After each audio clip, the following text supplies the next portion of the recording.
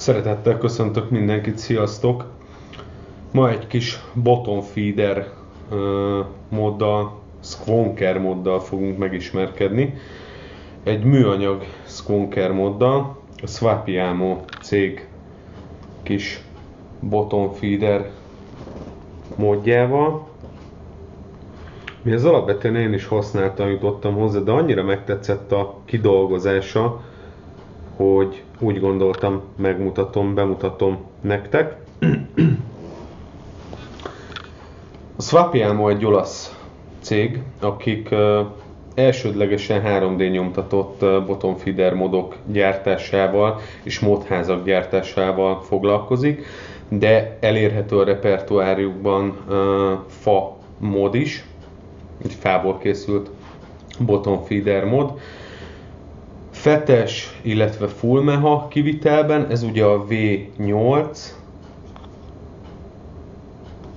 és ha jól emlékszem, VTC mini elektronikával, illetve DNA 200 elektronikával szerelt bottom feeder modokat lehet tőlük rendelni, illetve elérhető olyan formában is, hogy csak magát a műanyag modházat kapjuk meg, és aztán mi építhetjük meg az előbb említett két fajta elektronikával a saját kis bottom feeder modunkat, kinek mi a szimpatikusabb, úgy teheti ezt meg. Nézzük meg, hogy pirít.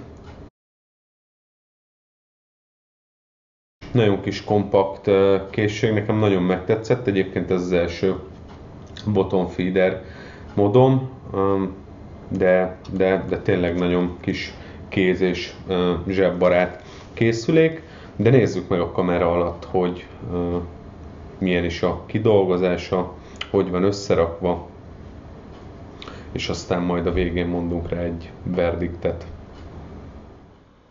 Nos, hát akkor nézzük meg a kis Swapiamonkat, vagy ahogy szokták becézni, a Swapit közelebbről.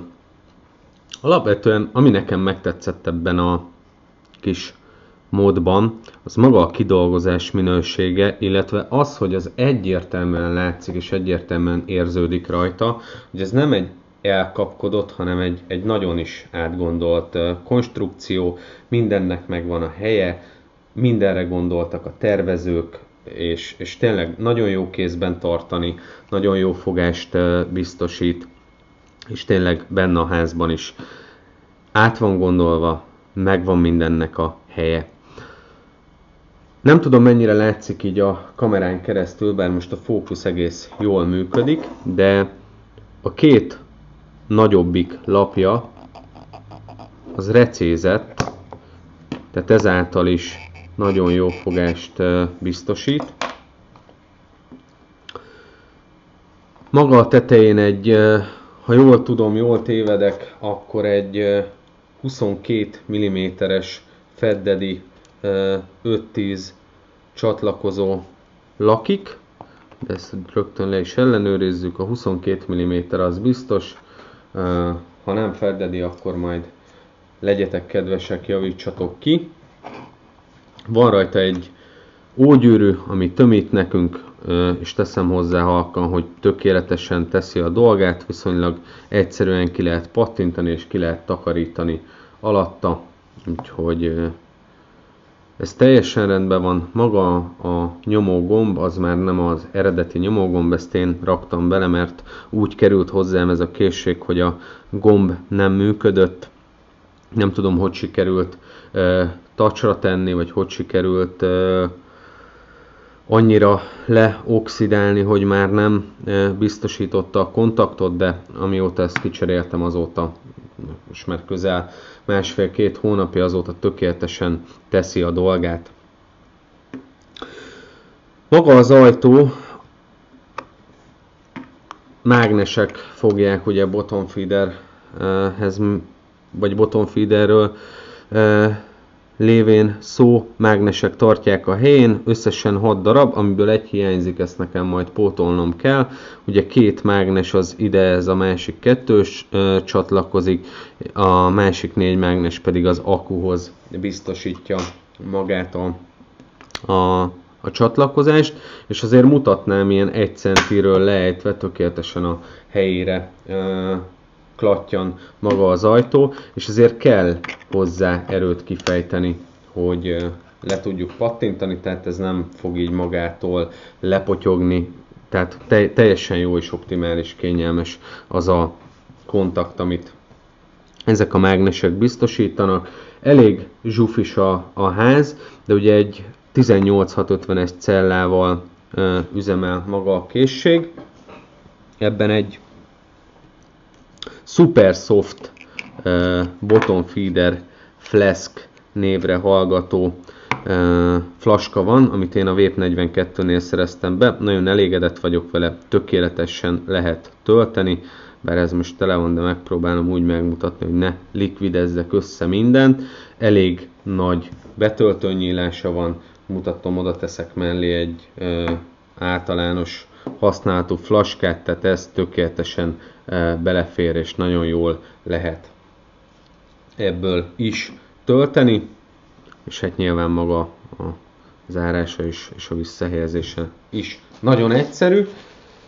De most bontsuk tovább magát a készséget. Maga az aksi, az ne tévesszem meg senkit, ez egy újra fóliázott LG HE4. Ez az én kis 0,6-0,7 ohmos tekeréseimet biztonságosan meg tudja hajtani, 20 amper az áramtűrése, ezzel pedig én nagyjából olyan 10 amper környékét húzok ki belőle.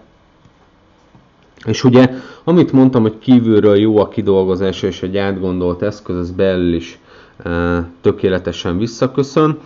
Magának az akunak a fészke,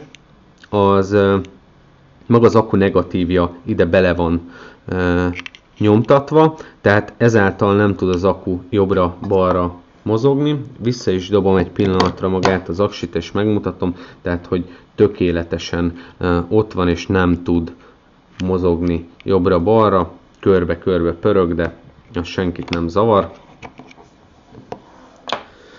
És az akku csatlakozók, ugye fölül a pozitív, alul a negatív, azoknak is bele van nyomtatva a helye. Megpróbálom közelebb hozni, hát ha látszik, tehát ide vannak beletolva az akku csatlakozók.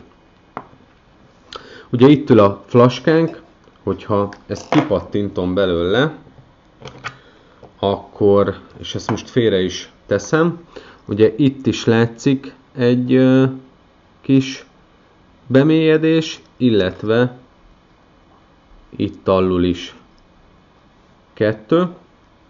Egyébként ez 3 mágnessel csatlakozik magához a házhoz, és hát nem véletlen vannak ezek a bemélyedések, ugyanis itt a ház aljában ül a fetünk, és itt jön föl a 2 darab kábel a fetről, ami tökéletesen ül ezekben a kis nútokban, tehát ennek is nagyon frankó helyet találtak a tervezők, és ez is biztosan ül a házban, tehát nem lötyög, nem klattyog.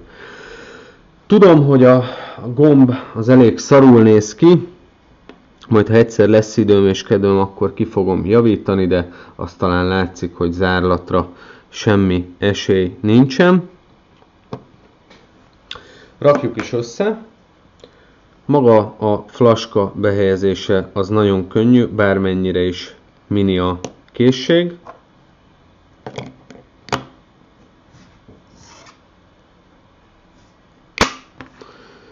Nagyon jó fogást biztosít, maga ez a flaskának az ablaka, ahol ugye tudjuk pumpálni, nagyon jól eltalált, vagy legalábbis nekem kézre áll a mutató, ujjamon a gomb, és így tökéletesen tudom pumpálni.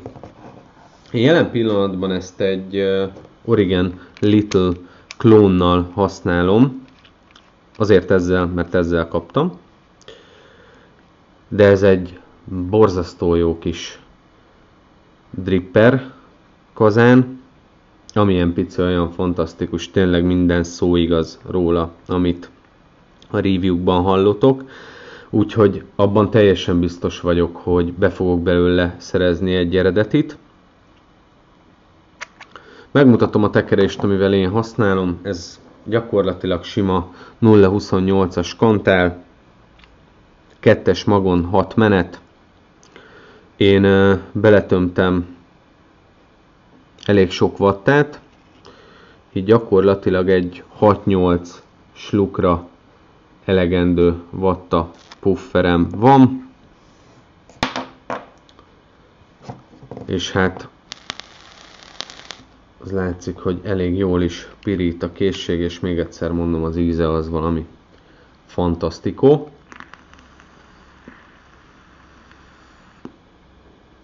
És hát gőze is van rendesen. Nézzük meg a méreteit, vagy mérjük meg gyorsan, hogy mekkora, mert azt már rengetegszer elmondtam, hogy kis készség, de pontosan nézzük meg magát a méretét. A magassága az 85 mm, a szélessége az 44,845 mm, a vastagsága pedig 25-26 mm, tehát egy nagyon kis kompakt, nekem nincs nagy tenyerem, de gyakorlatilag teljesen elveszik benne. Majdnem, hogy csak a drip tip látszik. De azért a viszonyítási alapképpen mellé teszek egy másik modot. Ez egy SX Mini, amiről majd szintén jönni fog egy videó. Tudom, hogy van róla magyar review, de én egy más aspektusból szeretném majd nektek megmutatni. Szerintem magáért beszél. Tudom, hogy az SX Mini az nem egy pici mod, de egy centivel alacsonyabb a Swapi-Amo. Szélességre nagyjából ugyanaz. Fordítva is megmutatom. És vastagságra is körülbelül a kettő. Tehát nagyjából ugyanaz a szélesség. És hát mivel ez egy műanyagház, nem mértem meg pontosan a súlyát, de így megtöltve kazánostól, akkumulátorostól körülbelül olyan súlya van, mint egy iStick 30-nak, ami szerintem több, mint baráti. Úgyhogy egy nagyon bejövős készülék számomra, de másszunk ki a kamera alól, és mondjunk rá egy verdiktet, illetve azt is elmondom, hogyha megtetszett, hogy honnan és nagyjából milyen áron tudtok egy ilyen készséghez hozzájutni. Nos, hát azt gondolom, hogy egy jópofa kis készséggel sikerült megismerkednünk ma, vagy legalábbis az én tetszésemet mindenképpen elnyerte. Rendkívül jól teszi a dolgát, és nekem nagyon-nagyon tetszik ez a kompakt kisméret. Alapvetően ugye ahhoz képest, hogy 3D nyomtatott modról beszélünk, ahhoz képest elég húzós az ára, mert ennek a fetes mehának jelen pillanatban 70 euró körül van az ára. Az elektronikákkal, DNA 200 VTC mini elektronikákkal szerelt BF modoknak nagyságrendileg olyan 120 eurótól indul az ára, és a DNA 200-zal bezárólag olyan 170 euró körül áll meg, ugye plusz postaköltség. Olaszországból szerintem ez nagyságrendileg ilyen 10 euró környékében megáll a posta. De hogyha valaki kellő tudással rendelkezik, még egyszer hangsúlyozom, kellő tudással rendelkezik, ahhoz képest drága holmik, a házak is, az üres házak, hogy ezen álljunk neki kísérletezni, de ha valaki rendelkezik kellő tudással, eszközökkel, akkor az üres ház megrendelésével megépítheti a saját kis BF módját is, illetve elérhetőek most már fából készült modok is a Swappy Elmo kínálatába. Az enyém egy kis szürke egér ebben a fekete-fehér színösszállításban, de nagyon jó pofa színek érhetőek el, tehát nagyon színessé tehetjük bele magunkat, akár a ruházatunkhoz igazíthatjuk, bár ez főleg hölgyeknél lehet elsődleges szempont, úgyhogy nálam a bátran ajánlott kategóriában van, bízom benne, hogy nektek is tetszett. Én köszönöm szépen a figyelmeteket, találkozunk legközelebb.